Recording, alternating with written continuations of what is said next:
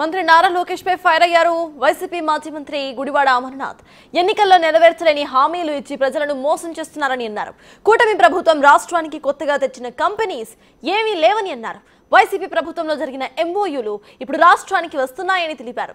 20 లక్షల ఉద్యోగాలు ఇస్తామని చెప్పి ఇప్పటి వరకు ఎంతమందికి ఉద్యోగాలు ఇచ్చారో చెప్పాలంటున్న గుడివాడ అమర్నాథ్తో మా ప్రతినిధి రాజు ఫేస్ టు ఫేస్. శాఖ మంత్రి గుడివాడ అమర్నాథ్ ఉన్నారు. నిన్న అసెంబ్లీ శాసనమండలిలో కొంత కీలక ఇండస్ట్రీస్ గురించి కీలక చర్చ జరిగింది. ప్రస్తుతం మనతో మాజీ మంత్రి ఉన్నారు. సార్, అసెంబ్లీలో నిన్న నారా లోకేష్ ఒక కీలక కామెంట్ చేశారు. గత 5 ఏళ్లలో పరిశ్రమల విషయంలో కానీ మీరు పీకింది ఏమీ లేదు. ఉన్న సంస్థలే 2014-19 మధ్య తీసుకొచ్చిన సంస్థలను వెళ్ళగొట్టాడు. ఫ్రాంక్లిన్ సంబంధించినటువంటి వైజాగ్లో ఉన్నటువంటి కానీ లూలు గ్రూప్ను కానీ మీరు వెళ్ళగొట్టారనేది ప్రధానంగా నిన్న లోకేష్ చేసిన కామెంట్. మేము పీకిందే లేదు, పెట్టినవి అన్నీ ఆయనలో పీకినవన్నీ ఉంటే ఈ బాధలు ఎందుకుంటే అన్ని చేసినందుకు, ప్రజలకు మంచి చేసినందుకు, అనేక పరిశ్రమలు తీసుకొచ్చినందుకు, ఈరోజు అనేక కార్యక్రమాలు రాష్ట్ర వ్యాప్తంగా పోర్టులు నిర్మించినందుకు, మెడికల్ కాలేజీలు నిర్మించినందుకు ఈరోజు ప్రజలకు మంచి చేసి ఓడిపోయాం మేము. సో ఈరోజు ఏదైతే ఆయన మాట్లాడుతున్నాడో ఆయన బాగా చూసాం. మహిళా ఎమ్మెల్సీల పట్ల, మా పార్టీ సభ్యుల పట్ల ఏ రకంగా అసభ్యంగా మాట్లాడేటట్టు చూసాం. ఆయన తాలూకు వ్యక్తిత్వం ఏంటో ఇవన్నీ ప్రజలకు తెలిసినటువంటివే.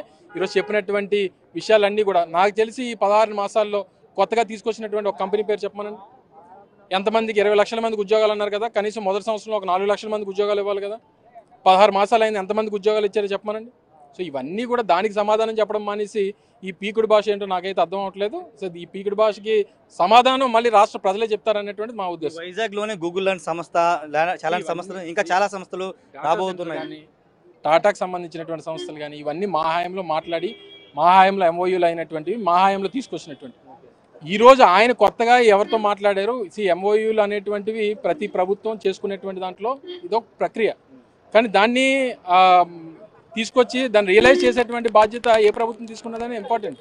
సో దానికి కావాల్సినటువంటి ఒక పాత్ మేము వేసాము. ఈరోజు ఇన్ఫోసిస్ లాంటి కంపెనీలు కానీ, టీసీఎస్ లాంటి కంపెనీలు కానీ, అదాని డేటా సెంటర్లకు సంబంధించినటువంటి ఇష్యూస్ కానీ ఇవన్నీ కూడా మా హయాంలో ఆ రోజు జగన్మోహన్ రెడ్డి గారి నేతృత్వంలో చేసింది. ఈరోజు భోగపురం ఇంటర్నేషనల్ ఎయిర్పోర్ట్ మేము మాట్లాడుతున్నటువంటి మెడికల్ కాలేజీల విషయం కానీ, ఈరోజు పోర్టులు కానీ ఇవన్నీ మా హయాంలో చేసి కొత్తగా ఏం చేశారో, ఏమి తీసుకున్నారు అనేటువంటిది వారు చెప్తే బాగుంటుంది అనేటువంటిది ఎదురు చూస్తున్నాం. సింగపూర్ వెళ్లి పరిశ్రమలు పెట్టుబడుల కోసం ప్రయత్నిస్తుంటే వైసీపీ వాళ్ళు లేఖలు రాసి ఇక్కడ పెట్టుబడులు పెట్టొద్దు, పార్టీకి సంబంధించినటువంటి నాయకుడే రాసేయడం అనేటువంటిది బయటకు వచ్చింది.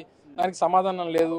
ఈరోజు జగన్మోహన్ రెడ్డి గారు నాకు తెలిసి అసెంబ్లీ మొన్న ఎన్నికలు అయిపోయిన తర్వాత 15-20 సార్లు ప్రెస్ మీట్ మాట్లాడారు, డేటాతో మాట్లాడారు. దానికి సమాధానం చెప్పమనండి. ఇవన్నీ ఎందుకు ఒక రోజైనా దానికి సమాధానం చెప్పాడా?